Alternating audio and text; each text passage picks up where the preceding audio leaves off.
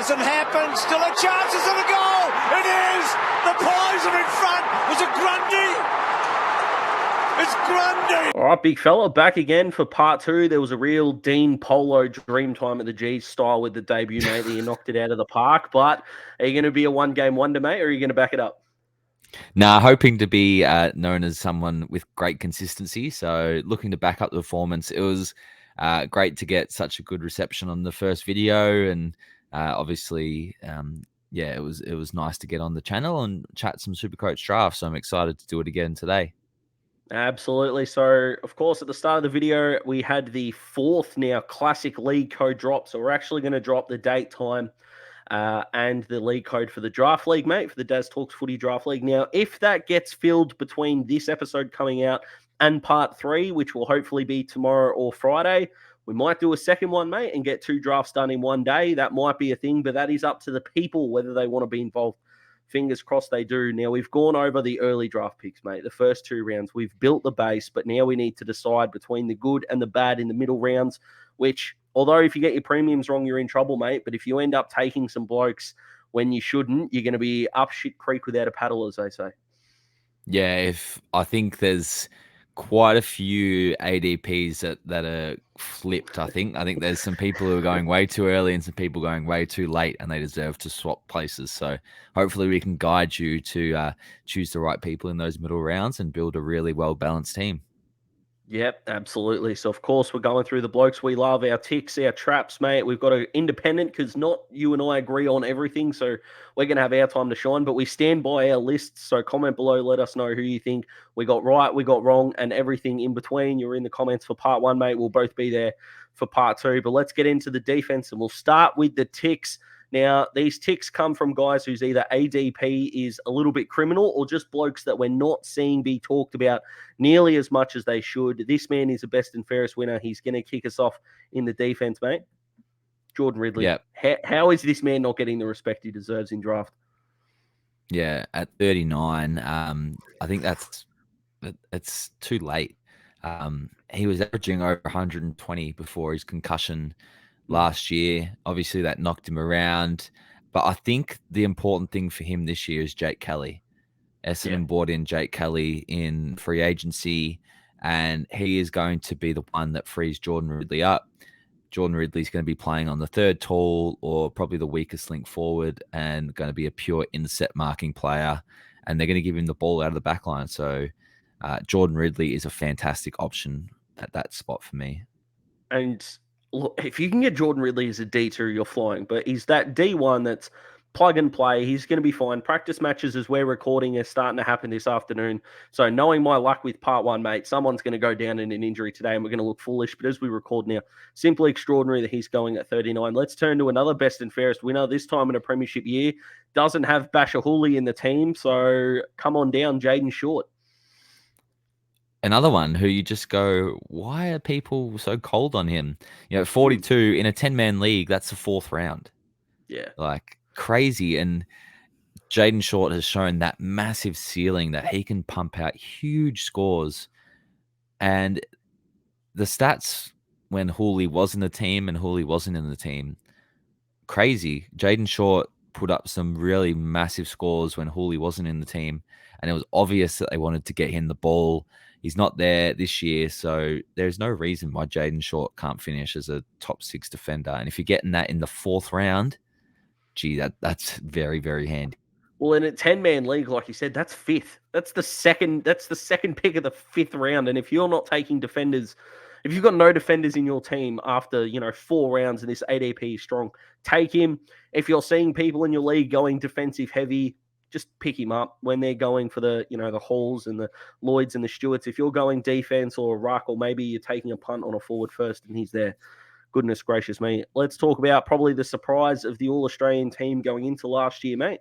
But as much as we talk about Caleb Daniel, beautiful ball user, this man kicked a Norm Smith medalist out of his preferred position. Bailey Dale, come on down.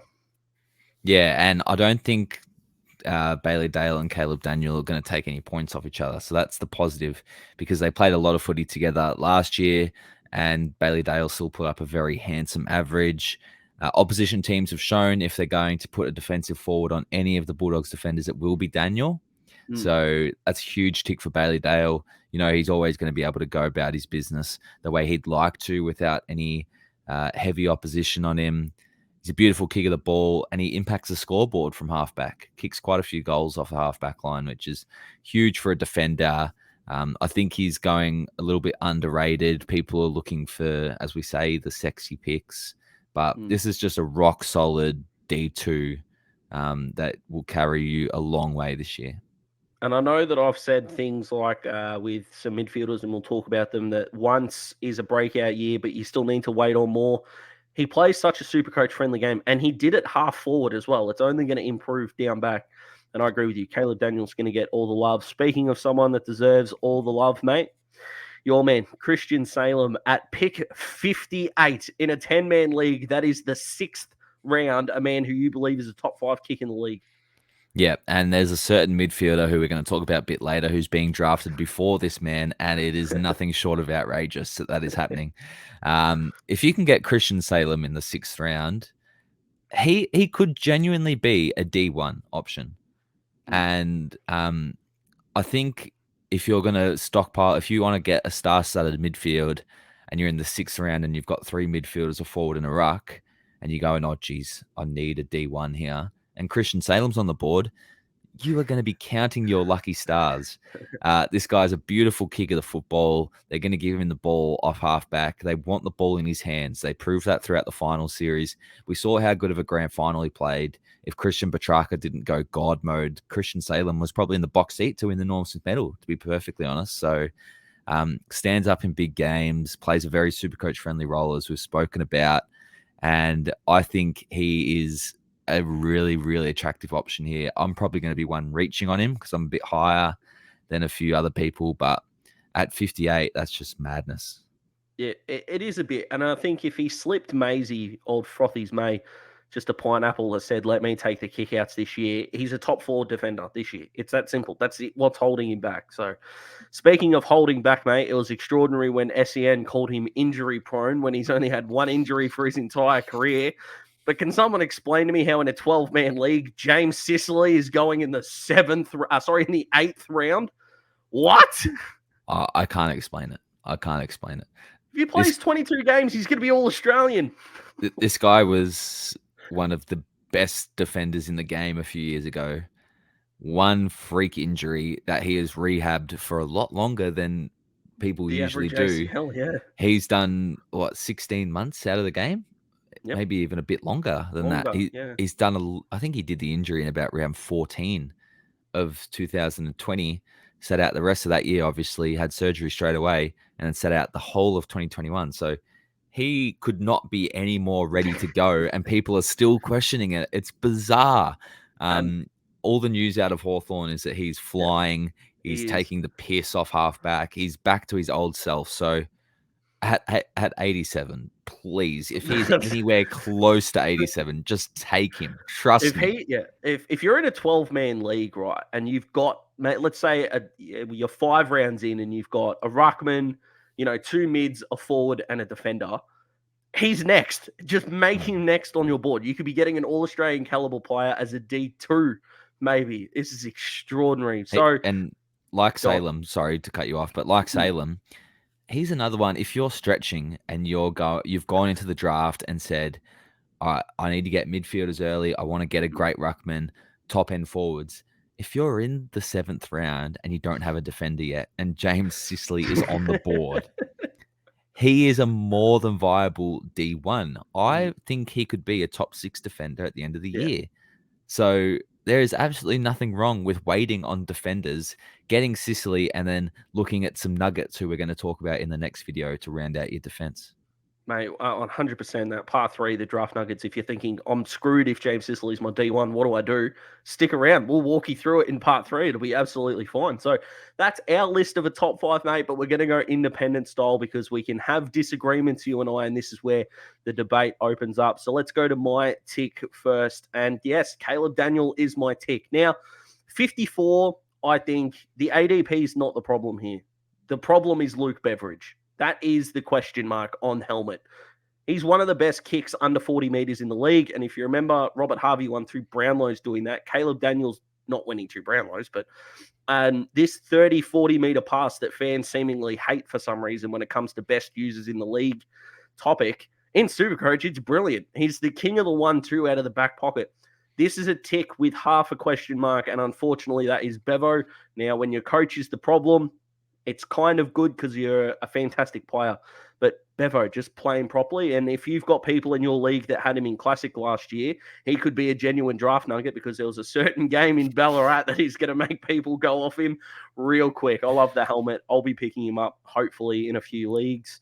But let's get on to your tick, mate. And you're going with a man whose big question mark is his body. But you're loving Lachie Whitfield.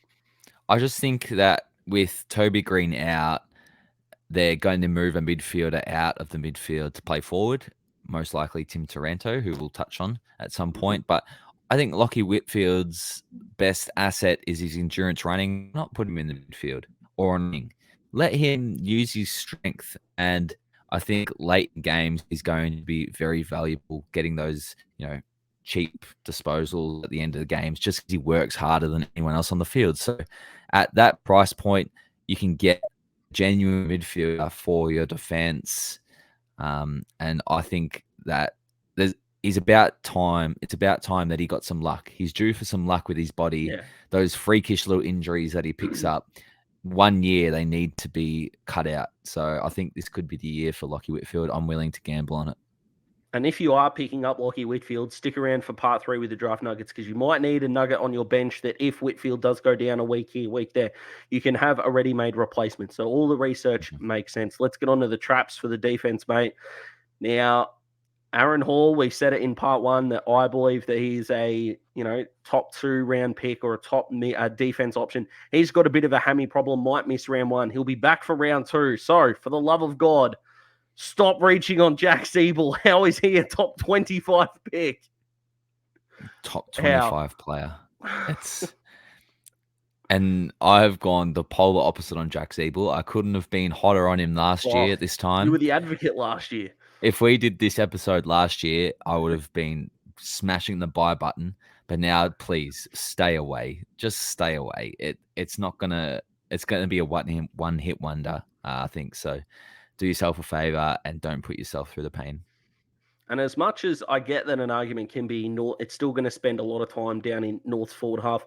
Forward lines are getting better. He can't defend. If you're gambling on kick-ins, if you're making kick-ins your main source of income in SuperCoach points and not a beautiful little, garnish like we're hoping a Christian Salem has, I think you're in trouble. Yeah, I'm not liking the option, mate. Speaking of things we're not sure about, he's not going to play down back, but we haven't really seen him as a midfielder at AFL level. Jordan Dawson, and it's not his talent. That number 35 in a 12-man league, that's the end of the 3rd round. I don't think I can do it. No, too high for me. And it's all role related, as you said. We haven't seen him as a consistent midfielder in the AFL. And playing on a wing isn't the most SuperCoach friendly role, I don't think, especially when you've got a really good midfielder on the other side in Paul Seedsman. So if he was going to Adelaide and you wanted to take him early in the draft, what you'd want to see is for him to play that halfback role, take the kick-ins, be the ball user off the halfback line. I don't think we're going to see that. So 35, taking him over the likes of Caleb Daniel, who we spoke about, Lachie Whitfield, who we spoke about, Bailey Dale, who we spoke about. I can't justify any of those. Yeah, Jordan Ridley as well. I think he went beforehand as well, which is extraordinary. And I think Dawson's going to play that midfield role predominantly in this practice game and Marsh Community Series game because, Crouch may not play as many minutes or Sloan may not play as many minutes. I'm still in the boat of we're waiting and seeing until round 1. And for a guy that high, I can't do it. But again, if he drops, if that 35 becomes a 45 and a 50, we're not telling you not to pick him up. We're looking at the approximate draft position here. So before you comment going, you don't think Jordan Dawson's any good. It's not what we're saying. But at 35, I ain't going near him in a 12-man league. That's the end of the 3rd round. No, thank you. There are many reasons why someone can become a trap, mate. I don't think there's a more unique position than someone waiting on the health of his teammates to become a trap. But if Luke Ryan has one of his teammates come out, Hamling, Pearce, or Cox, he's in strife, and 41 is a huge, huge risk. Yeah, exactly right. he could be thrust into the role as a genuine fullback throughout the year. That's going to hurt his scoring. And also, I expect Hayden Young to get a lull off halfback flank, which will probably limit Luke Ryan's rebound 50 numbers, maybe even his kick-in numbers. So I think there's a lot of factors pushing against Luke Ryan this year, and he's getting drafted right around the Jordan Ridley area. Jordan Ridley was 39, Luke Ryan 41.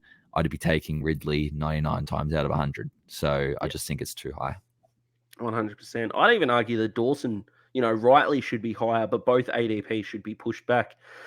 This man got a new role, the role that he wanted to play at the Bombers, but their defense is going to be looking interesting. How do you fit Ridley? How do you fit Heppel? You've got Redmond down there who did well. Where does Nick Hind end up? 76 for me is not really that big of a problem. That's just a third of the way into the 7th round. So I don't really have a problem with that. I am genuinely worried about what kind of consistent output he's going to have. Yeah, and I think if Essendon are looking at how, if opposition teams, are looking at how Essendon move the ball off the halfback flank with that quick pace, they're going to go straight to Nick Hind and say, we have to stop this guy. So I expect quite a few opposition teams to put a bit of time into him, give someone a run with role to shadow him, and it's going to limit his scoring. I just don't think he has the same upside as last year. Last year he was a steal and it was great, but this year you're paying what I think is a good price for him, but I'm not willing to do that at that time. I'd rather take a shot on some higher upside players later in the rounds. Well, I think also in the 70s is Isaac Cumming, who I did have last year and I'm a big fan of, and I'd take Cumming over Hind at this stage, but we're all here. Last one, mate. Now, one of the easiest ways to make yourself a trap is not playing in the position that you're advertised as. This hurts me, but Jack Lukosius, my man, he's training forward because of Ben King's injury. That pretty much takes him off the board completely for me. Yeah, you'd nearly be silly to draft him at this range right now. He's not a key forward, so it's just not going to be pretty. It's funny how our attitudes about Jack Lukosius have changed from the start of the preseason, where we thought, oh boy, this guy's going to be playing off a halfback flank, going to get some time on the wing. He's going to be beautiful. But yeah, look, as a key forward, not a chance. Yeah, and we're going to talk about how lovely you see tall forwards too, by the way, in just a tick. But let's get to the midfield, mate. And the first tick on the board has to be one of the most underrated men in the competition and has been for a long while. Lukey Parker. Line up. I think this man's been 29 for 6 years. I'm just going to put that out there. I don't think he's aged at all, but 31, I think that is absolutely spot on, and it might not be a sexy pick, but if you're looking for 100, 105 a week, maybe around some superstars, or you want to take risks in other areas, yes, please. Yeah, absolutely. He's a great pick. He's a great pick. He's a great pick, and that's good to know. Sorry, Lukey. Great pick. I actually had Luke Parker as my M5 in one of my draft leagues last year. That's extraordinary. Remarkable. I had a midfield of Jack Steele, Clayton Oliver, Zach Merritt, Took Miller, and Luke Parker. So it's just an unbelievable midfield group. And no wonder he scored about 100 each week, was just so consistent. And he's going to do the same this year. So, yeah, lock him in. Yeah, he's one of those guys that if he plays the last game on a Sunday and you need 100 to win, you can just pop the champers most weeks and you'll be absolutely fine. Now, this is going to be an interesting one, mate, because he's hurt you in the past. Yep, you're reading that right. Andrew Gaff is a tick. This is more you tick than mine, but I do acknowledge the fact that it can't get worse than last year, which is a positive. If you're in a 12-man league, that is the 8th round, which for Gaffy, on paper, sounds like a steal. Yeah, and you're right. He hurt me exponentially last year. I bought into him 100% in Classic, drafted him in a few draft leagues, and he really did disappoint. But as you said, it can't get worse for him. The man averaged 100 for 5 years straight before last year. And I think there's only one way for Gaff to go, and that's up. And at an ADP of 88 compared to some of the traps that we're going to talk about is just crazy. So pick him up.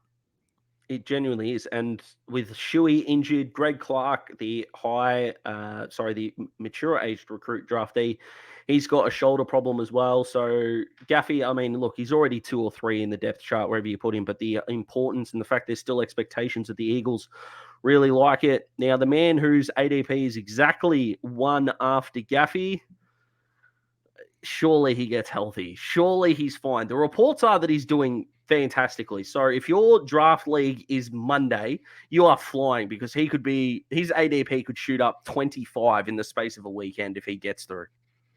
Yeah, absolutely right. Everything we've heard from Adelaide is that he's going well.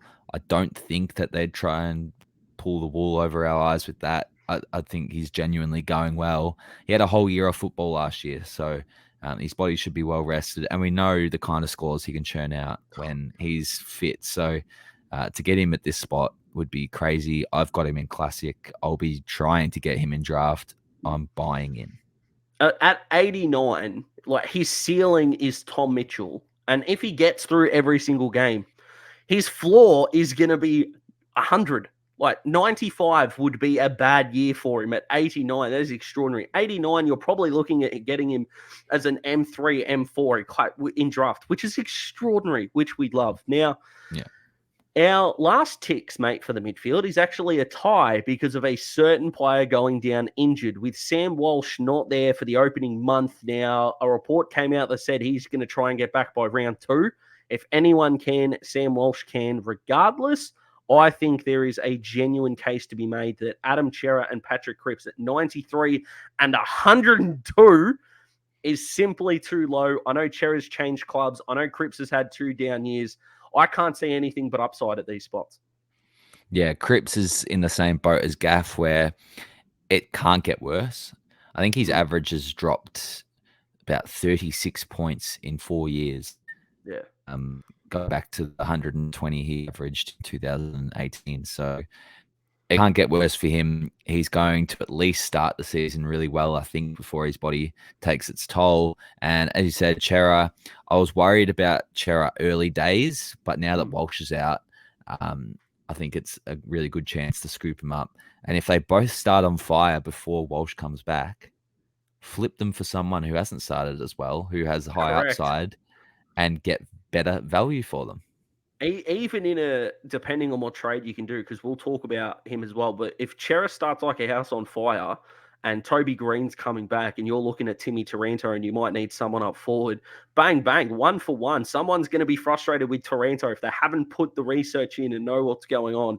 It could be something to look at. Let's get to our independent ticks, mate. And I made a vow to myself that when the DPP rules were coming in, not to get sucked in by them, to just let them happen. We'll see the data before it happens. But you can't tell me that Scott Pendlebury going to a halfback flank and he will become a defense and a midfielder after round 6. I will buy some. Scott Pendlebury in your defense a month and a half into the year just says to me that you can go aggressive in the midfield a bit more and you've got that insurance for later. And he's one of the best kicks in the league, so he's not going to miss many targets. And if Dyson Heppel can average 99.5 on a halfback flank, Pendles is going to do that all better. Yeah, not many blokes in the competition that fit better on a halfback flank than Pendles. So definitely something to look at. Definitely is. Now let's get to your tick, mate, because there's going to be some conjecture here. I think this will be the one that will get the people commenting. So explain yourself. I am buying into Elliott Yeo this year. I'm very high on him. The thing that has really taken me in is last year, he averaged 95 in the last 4 games of last year when he had just got back to being fully conditioned, fully fit, ready to go. He averaged 95. Add on an off season where he hasn't had any problems. I've heard reports out of WA from people who have watched West Coast very closely saying that he's in the greatest shape he's been in. And all the word out of West Coast is they're going to tinker their game style and make it a more contested style of footy. What player suits contested style of footy better than Elliott Yeo? Tackling machine, loves to get the hard ball. Yes, his kicking does hurt him at times, but if he is going to play in the midfield with the likes of Tim Kelly, Andrew Gaff, Luke Shuey when fit, all of those guys love getting the outside ball, and all three of them are very good kicks. So Elliott Yeo doesn't need to be the guy on the outside delivering the ball inside 50. He can do all the grunt work, all the contested work, which translate to good SuperCoach production.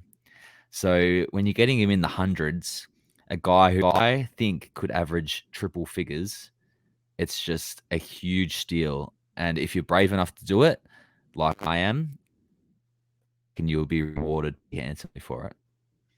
That's if he gets there. I worry about the clangers, the points that he leaves on the table. But I agree with you. If you're in a 12-man league, you're looking at the 10th round, which is extraordinary for a player of his ilk. But his body worries me. The clangers worry me a touch. But that's why we have these independent lists, mate. Nothing independent about this mid-trap. What? 15? Okay, no one was happier for Darcy Parish than me. Right, I had him in the back end of the year. He was great. He got 4 BOG medals last year. He was in everything. He was up there in the Brownlow. I know. But 15 before Zach Merritt. No, stop it. Borderline first round pick, does. Let someone else take Parish, you take Merritt. That's the only reason he's a trap. If Merritt was 15 and Parish was 16, I'm probably not talking about him, to be perfectly honest. I'm like, if you want to reach on him, you can. I probably won't.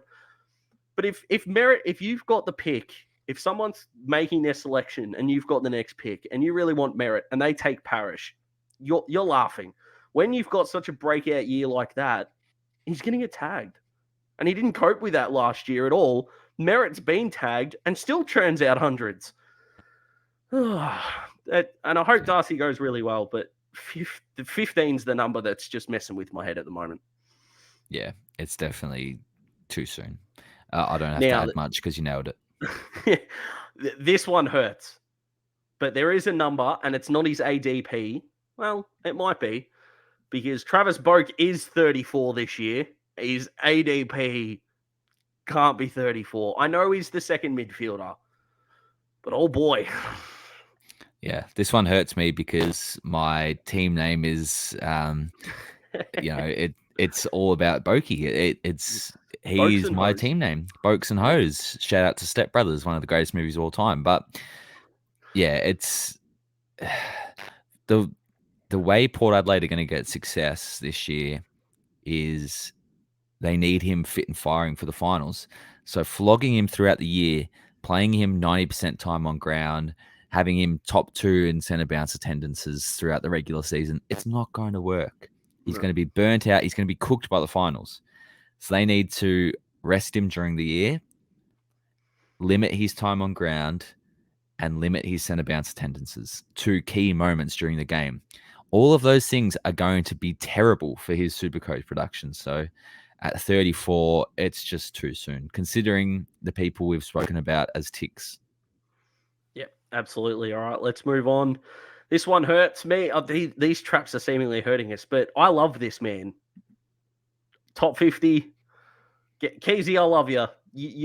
Foot skills doesn't make him a top 50. Matt Crouch coming back. Matt Crouch is 89th, and Ben Keays is 46. I know Crouch has got to be fit and firing, and hey, if you want to gamble that Matt Crouch gets hurt again, Keays might be a solid option. But considering drafts are taking place before round 1, I can't justify him going in the top 4 rounds. Yeah, Matt Crouch is nearly double his ADP, and Matt Crouch is literally similar to Ben Keays, but better, in my opinion. Ben Keays is a lot better defensively. Yep. Will do a lot better defensive work. He will tackle, so he's still going to score, but all of that contested in and under stuff, Matt Crouch is going to do better. So they need to be a lot closer together, in my opinion. Yeah, I agree. And I am struggling. You can try and come up with the words to describe this, because this man's name doesn't make me laugh. His ADP is extraordinary. Now, if he does take over from Hugh Greenwood's role and plays 22 games, how is he going to go? But 51 for Brayden Fiorini, who got dropped last year, was barely sighted for the first half, and for everyone going, yeah, but Will Brodie's gone. Will Brodie couldn't make their best 22 either. Will Brodie barely played. How? Patrick Cripps is exactly double Brayden Fiorini's ADP. Yep. Exactly double. Oh, they're brave souls, people taking Brayden Fiorini in the 50s, that's for sure. But hey, and this is the thing, right? Because people are going to think we're trying to pick on Brayden here. If he's, confirmed to be a 22 player and he's still there at like 80 and you need an M5 or an M6, of course he's going to become an option. We're not telling you never get these guys, but if you're in a 12-man league and you're in the middle of the 5th round and Brayden Fiorini's on the board, for the love of God, let someone else take him. That's all we're saying. That's the point of this. And speaking of let someone else take him, is there someone in your league that doesn't know that this man is about 46 years old now? Joel Selwood at 57. That has to be reputation alone. It has to be. That is extraordinary that he is 57. And this isn't Hawthorn hating Geelong, as that just changes colour on me. But this isn't Hawthorn hating Geelong here. It's really not. This man is not a pick 57 at all. What's he going to average? What's his ceiling? Because he's not going to get 10% better. So is his real ceiling like 105? Can you really tell me Joel Selwood's going to average 105 this year, even if Mitch Duncan misses games? I'll tell you right now, he ain't. I'd put his ceiling at about 95, and that'd be a big year for him. Yeah, 57. I just can't justify it. No, I don't think I can at all. Let's get to some ticks, mate, some positives. Now, if you can't get any of the big four, of course, being Grundy, Gawn, Darcy, or Nat Newey, who are some that you can look for? Now, before we get into the ticks and the traps, if you are playing a 2-ruck league structure, which we will be in the Daz Talks footy draft, as we are in our social draft, which you found out about 4 minutes before we started recording this, the traps don't work. You're going to need a second ruckman. If you are only playing a 1-ruck structure, the traps are guys that even on the bench might struggle. These are guys that for the traps, if they get on field and eventually become your R1 for any reasons, just be wary and let them become draft gems for you. Don't reach for them. So I just want to make that clarification. But if there's one man that I'm betting on having a breakout year and proving everyone wrong, bring me Rob at 52. If you've got like pick 6, pick 7 in your draft, or the top 4 are gone, genuinely be looking at him at a really good spot there, because no one else has taken his role. So he's got 22 games in front of him. It's up to him now, and I like backing players in. Yeah, he was my draft ruck in our league last year. I took him in the 3rd round, so I took him pretty high, and I was disappointed at the start, but in the end of the year, his average was actually pretty good, and I looked at that average and thought, that's low compared to last year. He can go to another level next year. So he's definitely one, knowing that the big 4 will be gone when it comes around to my pick in the 1st round. I'll be looking at him pretty early, I think. And I wonder with the 2-ruck structure, and it's becoming more and more popular. There was a draft league that I saw on Twitter that the last pick in the draft, so they did a 16-team draft, I think it was, off the top of my head. And the guy who had 16 and 17 ended up taking our first 2 ticks, actually, mate, and that being Reilly O'Brien and Oscar McInerney, the first 2 picks, which is brave. I mean, 69 there for Oscar McInerney, but 16, 17 in the draft is brave. But 2-ruck structure does change things up. But the big O, he's got Darcy Ford to help him out. If he plays forward, good luck stopping him. I really like him this year. Yeah, and I think some people are saying that Darcy Ford is a worry. I think it's actually a big tick for him because he gets the rest down forward. He's proven he can take a big mark and kick a goal down forward. He's also going to be fresher for when he goes into the ruck. So I think his production can rise pretty steeply this year, and he'll be a really good mid-round option. Yep, he definitely will be. Now, this man, we know, this whole injury-prone thing based off one injury is a bit frustrating. He's had more than one injury throughout his career, I know. But Peter Wright, yes, Peter Wright is being taken before Jared Witts. What? Madness. Literally madness. What's his floor? If he plays every game, or if he plays, let's say, 18 games, His floor is 95, surely. Yeah, I would have said 90. Yeah, he's okay. He's genuine floor. If you a disappointing year, like if you're going, that was a terrible pick, he's still getting 88. I think. Yeah. 158 is extraordinary. We normally wanted to wait for the post 150s for part 3, but we couldn't not put him in there. He's the number one ruck. He, what, Marby or Chol is going to take more centre bounces than him? Give me a spell. Jeepers. Jared Witt's very good option, and hopefully you've got some people in your league who are a bit slow on him and you can pick him up, especially if you go aggressive in the first few rounds, midfield or forward or defence style, or a bit balanced and you're waiting on your ruckman like I did last year and unfortunately ended up, well, not unfortunately, but I ended up with Toby Nankervis, which wasn't that fun for me. Let's get to my other ruck tick, mate. And I predicted this man to win his team's best and fairest this year. I don't know whether he's going to get to Sean Darcy's heights, but that's the comparison that I have made here. Sam Draper.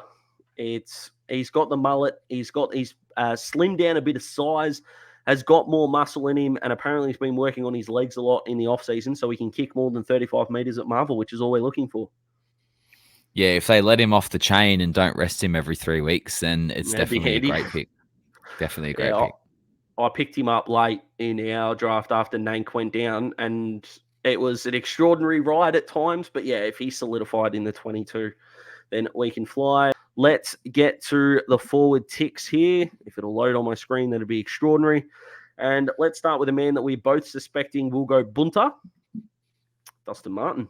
Now, I don't think he's going to be 2017 Dusty, but he's going to be a hell of a lot better. He's a hell of a lot slimmer.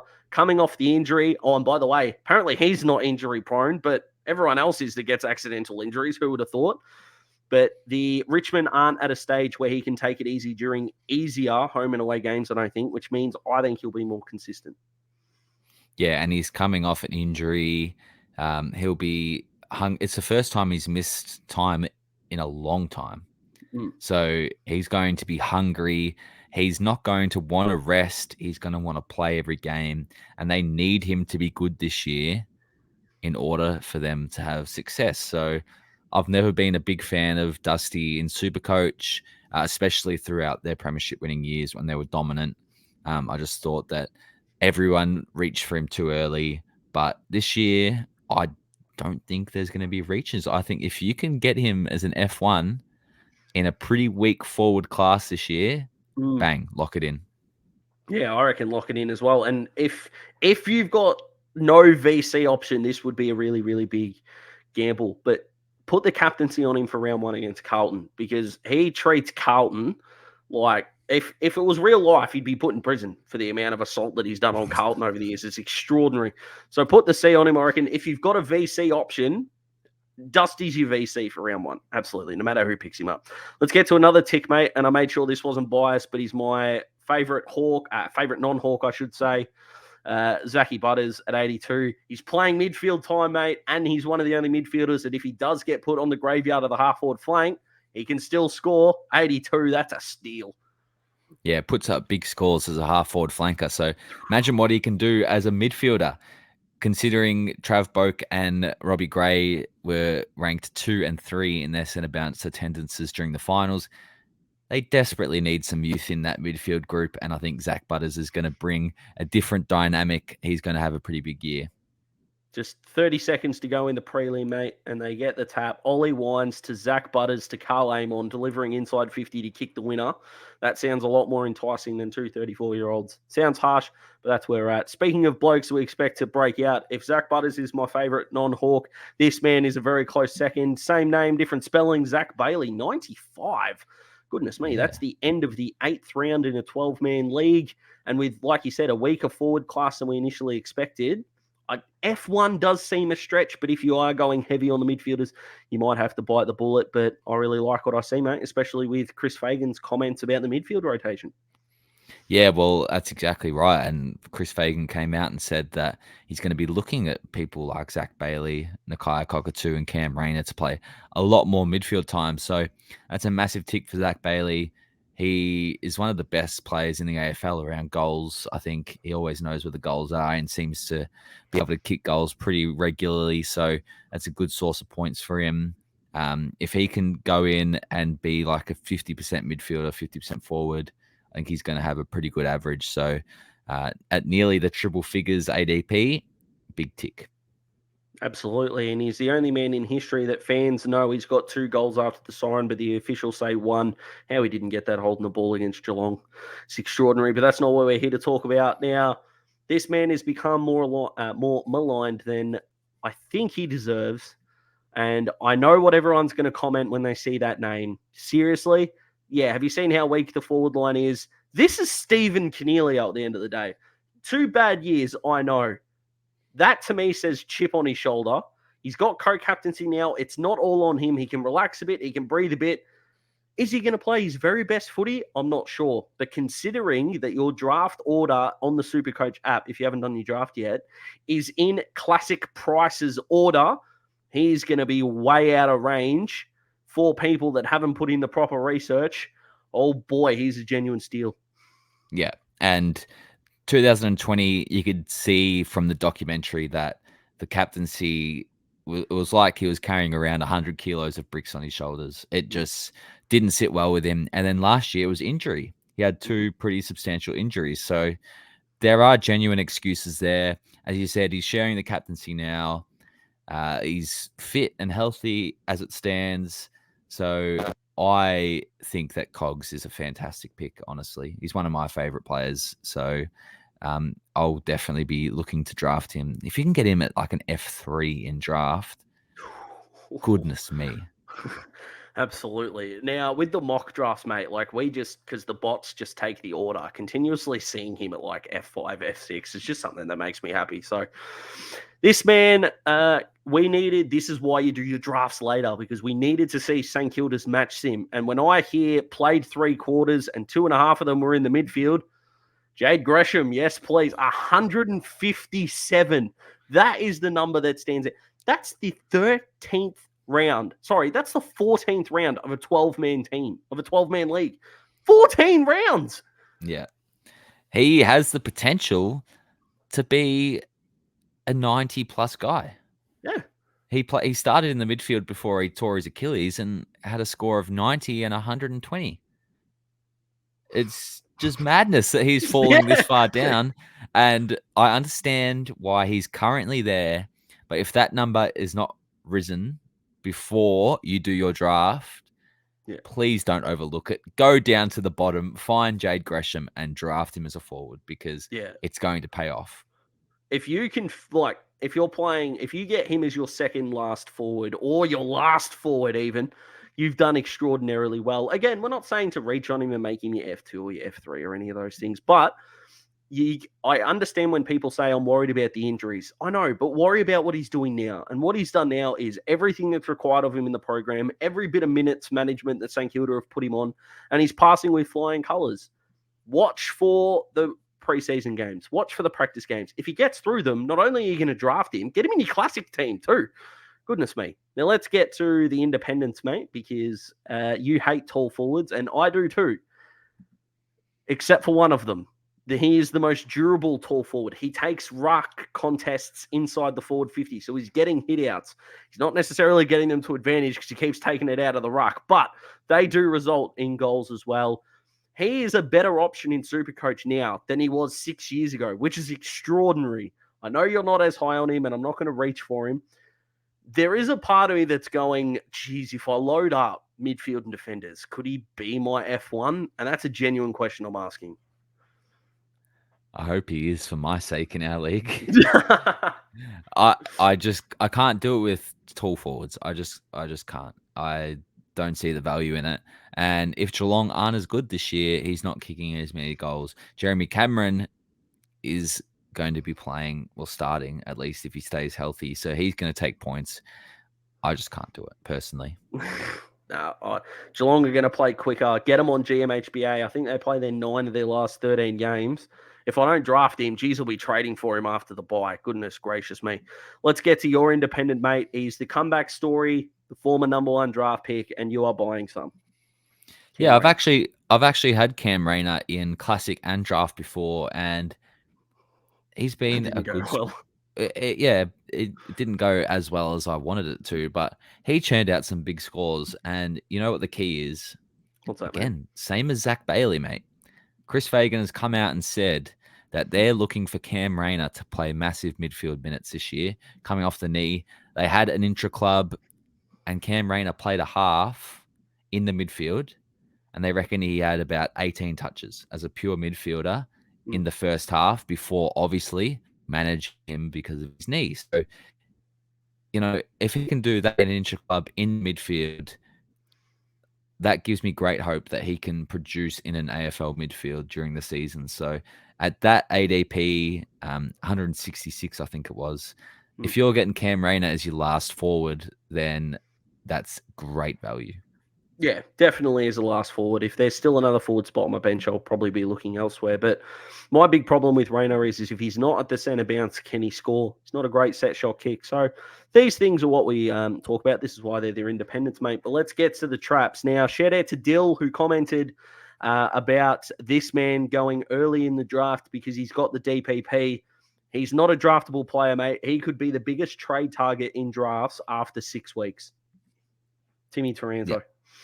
Yeah, he is someone that you write on the whiteboard and say, Tim Taranto, trade for him. Because set your alarm to it. Round 6 finishes and bang, go and get him. He's going to start as a forward. He's going to play the Toby Green role. He might have a few big scores, kick a few goals, but he's not going to produce like he will when Toby Green's back in the team and he goes back to a full-time midfielder. If someone drafts him as their F1 in the second round and he averages 80 over the first 6 rounds, they are not going to want a bar of him. You are going to get him for extreme value, and then you've won. You've literally won the deal because you're going to be able to plug a F1 straight in for someone that you don't value as highly and won't score as highly for the rest of the year. Don't draft him. Wait on him to underperform in the first 6 weeks and trade for him. Yeah, you've got 6 weeks to work out a trade package that works for you and works for them structurally, but he's the kind of guy that I think will get offloaded for unders. Fox Footy, mate, had this man as the number 1 player in the competition in their headlines. It was quite clickbaity. It was taken a little bit out of context, but as soon as we hear injury for an explosive player, we say, no, thank you. Jakey Stringer, the package. Love watching him when he's on fire. Unfortunately, it seems to be against the Hawks more than anyone else. Look at the game against us in Tassie last year. But at 59, at the end of the 5th round, for a guy with his body issues, no thanks. Groin injury is the big one. I wouldn't be too upset taking him at this spot if he was fully healthy, playing midfield minutes. Then it's a great spot. But considering he's already got injury clouds over him, he wants to play more midfield time. That's not a good recipe. Let someone else draft him. And then, again, like Taranto, let someone else draft him, get frustrated with him, and then trade for him when he's fully healthy. It's you can win and lose your drafts on draft day, but you can also catch up lost ground with trading during the season. That's it. This is the amount of strategy that goes into it is extraordinary. Now, speaking of strategy, Collingwood's second best midfielder has played everywhere on the ground, probably including the ruck, except as a midfielder, and he's still being taken at 83.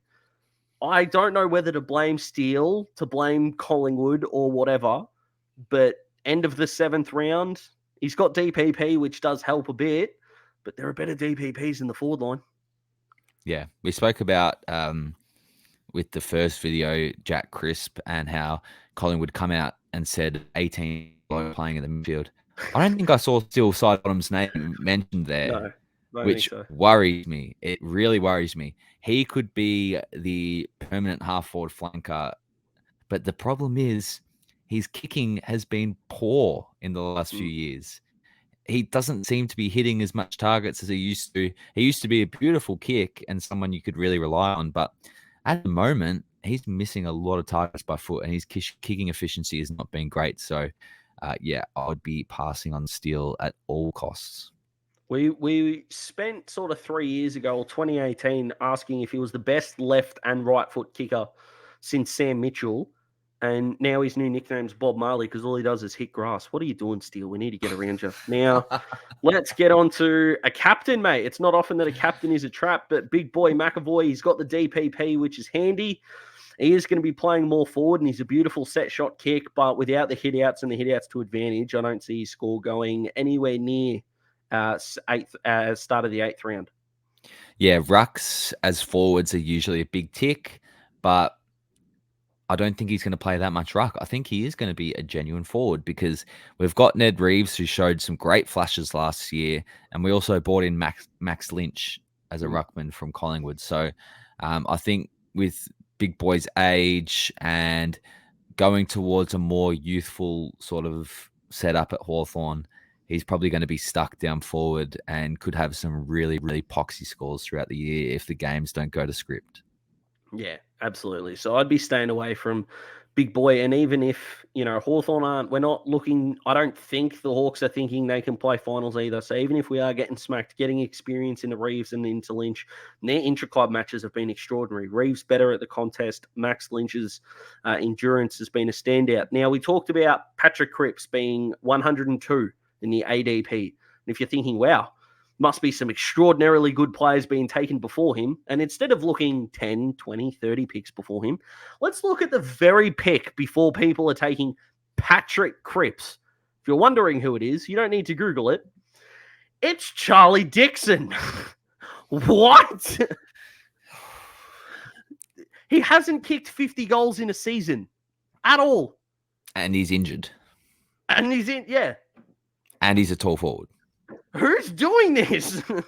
Daz knows that I am a massive fan of King Charles. Oh, you lead the King Charles fan club, which is extraordinary. But to draft him over Patrick Cripps, come on. When you've got players like Cornelio, Rayner, Gresham, players like that who are significantly lower than him in ADP, who are going to play midfield time, and you're taking an injured tall forward, it's just no. I don't know who's doing this, but bring them into our league because if he's an F1 on any squad, I want to play them every week. In a 12-man league, he's going 3 rounds earlier than Matt Rowell. Yeah, that's just not okay.